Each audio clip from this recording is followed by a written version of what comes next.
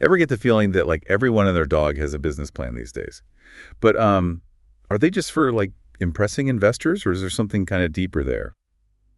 Today's deep dive takes us into Mike McKeever's 10th edition of How to Write a Business Plan to uncover the real magic behind a solid plan. You know, it's funny you say magic. People get so caught up in the formality of business plans, they forget it's about capturing a vision. Okay, let's unpack that. What's the difference between like a dry document and a vision capturing masterpiece? McKeever nails it with this analogy. Your plan is a roadmap, but not just any roadmap. It's for navigating the wild, unpredictable terrain of starting and growing a business. Okay, so I'm picturing less perfectly paved highway and more Indiana Jones dodging boulders kind of roadmap, right? Exactly. You're going to hit potholes, take detours, maybe even have to backtrack a little. Having the plan isn't about avoiding those bumps. It's about having a framework for navigating them. So it's less about impressing someone in a suit and more about staying on track when things get messy. Precisely. And that's where the real value kicks in. A well-crafted plan helps you anticipate those challenges, spot opportunities you might miss otherwise, and adjust your course without losing sight of the destination. Makes you think about all those entrepreneurs who launch headfirst on passion alone.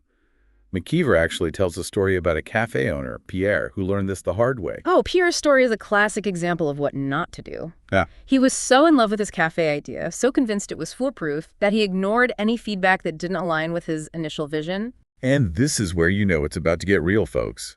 What happened to Pierre's passion project? Sadly, the cafe went under. It turns out clinging to a flawed plan is like refusing to acknowledge a roadblock you're eventually going to crash. That's such a stark reminder that flexibility is key. We can't be afraid to adapt, right? 100%. A good business plan isn't set in stone. It evolves alongside your business. It's about finding that balance between having a clear vision and being agile enough to navigate the inevitable detours. Which makes me think about those personal strengths and weaknesses assessments. Are those really necessary, or are we just like overthinking things? They can be incredibly valuable if you approach them the right way. It's not about dwelling on every tiny flaw. It's about understanding your core strengths and how they align with your business idea. So less about I make a mean spreadsheet and more about I can connect with customers on a personal level. Exactly. McKeever uses a software developer, Jim Phillips, as a great example here. Jim was amazing at sales, understood the tech landscape, but wasn't a coder himself. Okay, Jim, the salesman turned tech entrepreneur. Tell me more. Instead of seeing his lack of coding skills as a weakness, he built a business that leveraged his strengths, the salesmanship, the market knowledge. He found partners to handle the technical side, proving you don't have to be a jack of all trades to succeed. That's a huge takeaway for anyone feeling intimidated by starting a business. Play to your strengths, and don't be afraid to seek support for the rest. Absolutely. It all comes down to self-awareness, know what you bring to the table, and more importantly, be honest about where you might need help. That's how you build a team, a plan, and a business that thrives. So we've got this roadmap. We've got our strengths figured out. What's next? Now we need to define what kind of business we're actually building. Retail, wholesale, service, manufacturing, they all come with their own set of challenges and opportunities. So it's not enough to just say, like, I'm starting a business. You have to be specific about what kind of business you're building. That makes sense. But how does that actually play out in the real world? McKeever uses Antoinette's dress shop to illustrate this perfectly. Antoinette, a passionate fashion enthusiast, wanted to open her own boutique. But instead of just diving into dresses and displays, she took the time to understand what it truly meant to be a retail business. Okay, break it down for us. What are some of those like key retail elements you would have considered? Think about it. Retail is all about managing inventory, creating an inviting storefront, and most importantly, dealing directly with customers. That face-to-face interaction shapes everything from your marketing to your customer service strategy. You're right. That's a whole different ball game than, say, running an online business. Yeah, Antoinette probably wouldn't have to worry about storefront design if she were just selling online. exactly. Understanding her business type allowed Antoinette to tailor her entire plan accordingly.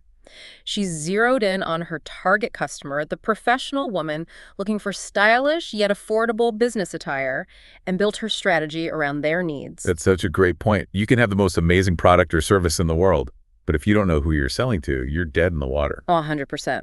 And that brings us to another crucial concept that McKeever emphasizes, the problem statement. Okay, problem statement. Sounds kind of intimidating. Is this where we air all our dirty laundry? Not quite. It's actually pretty simple, but don't let that fool you. It's incredibly powerful. Think of it this way. What problem are you solving for your customers? What need are you fulfilling? McKeever uses a relatable example, a pizza by the slice stand. Pizza. My kind of problem solving. But seriously, what's the big takeaway here? Imagine you're walking down the street starving. You want something quick, affordable, and maybe a little more exciting than your typical fast food. That pizza stand is solving a very specific problem for you. I'm picking up what you're putting down. By defining that problem so clearly, the business owner can focus all their efforts on being that solution for hungry people on the go. Exactly. It's about understanding your unique value proposition, that special sauce that makes you stand out from the competition. Once you nail that down, you can communicate it effectively to potential customers and investors. Which, let's be honest, is crucial when you're trying to convince someone to give you their hard-earned money. Speaking of money, let's talk financials. I'm already feeling my palms sweat. How do we even begin to tackle the financial side of a business plan? Take a deep breath. It's not as scary as it seems. McKeever breaks it down in a way that's approachable, yet thorough.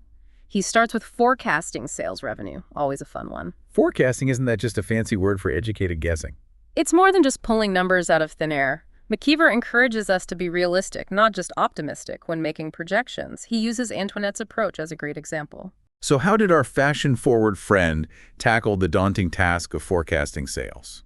She did her research. She looked at comparable clothing stores in the area, paying close attention to their sales per square foot. By understanding industry benchmarks, she could create a more realistic projection for her own boutique. So no wild guesses, just good old-fashioned data analysis. Makes sense.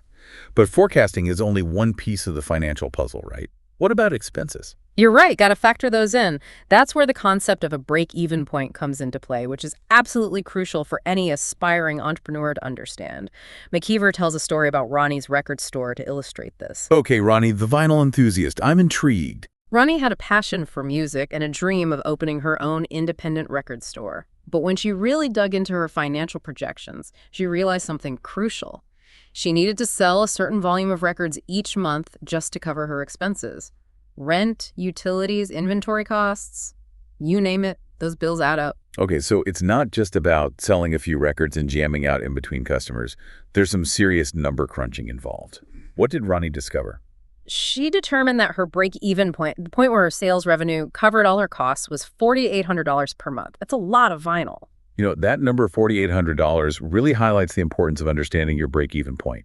It's the difference between dreaming of owning a business and actually building a sustainable one. Absolutely. For Ronnie, knowing that number helped her make informed decisions about everything from pricing her records to managing her inventory. It's about finding that sweet spot where passion meets profitability. So we've got a killer idea, a solid plan, we've crunched the numbers and figured out our break-even point. Now what? How do we actually get the show on the road? Time to talk funding. And trust me, this is where things get really interesting. McKeever dedicates an entire chapter to navigating the funding landscape, and it's packed with valuable insights. Okay, the show me the money moment. When it comes to funding, there are so many options out there.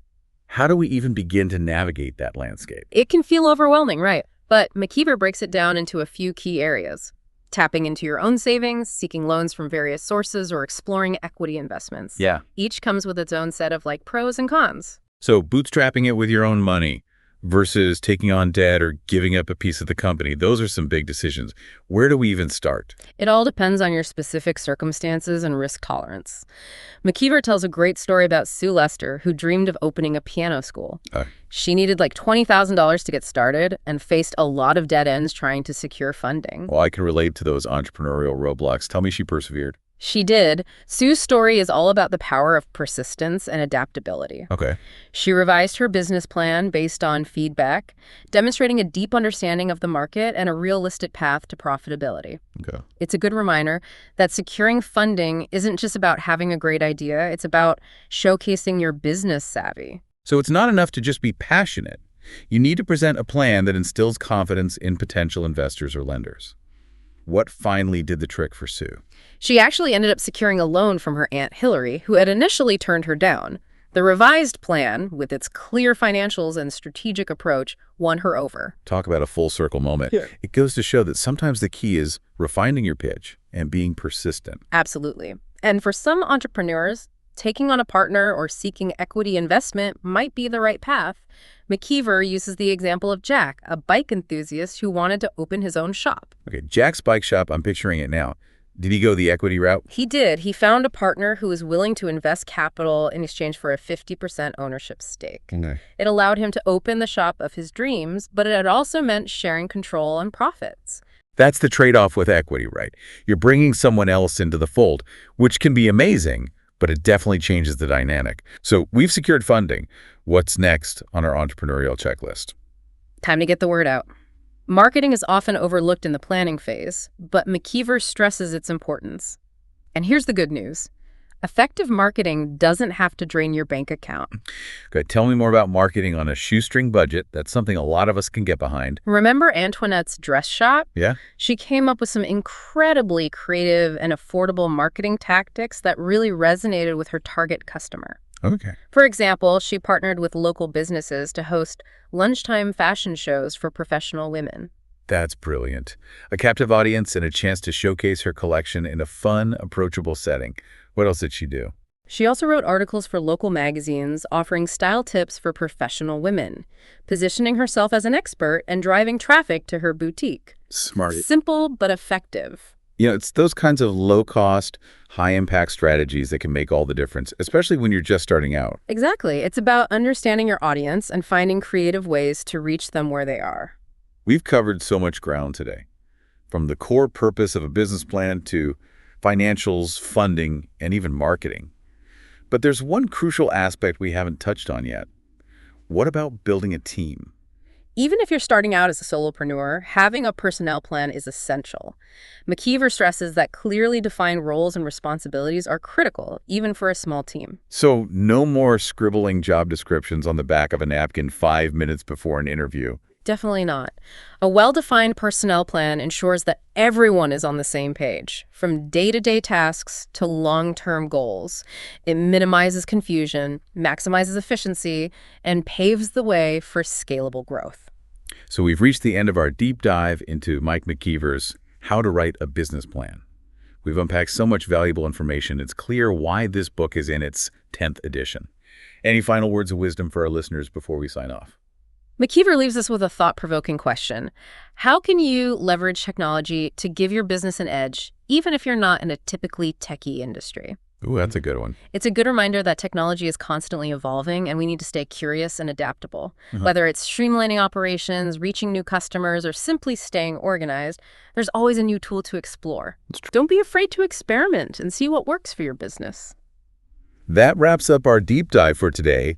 We hope this episode has inspired you to dust off that business plan, dream big, and take those crucial steps towards entrepreneurial success. Remember, it's a marathon, not a sprint. And as always, keep learning, keep growing, and we'll catch you on the next episode of The Deep Dive.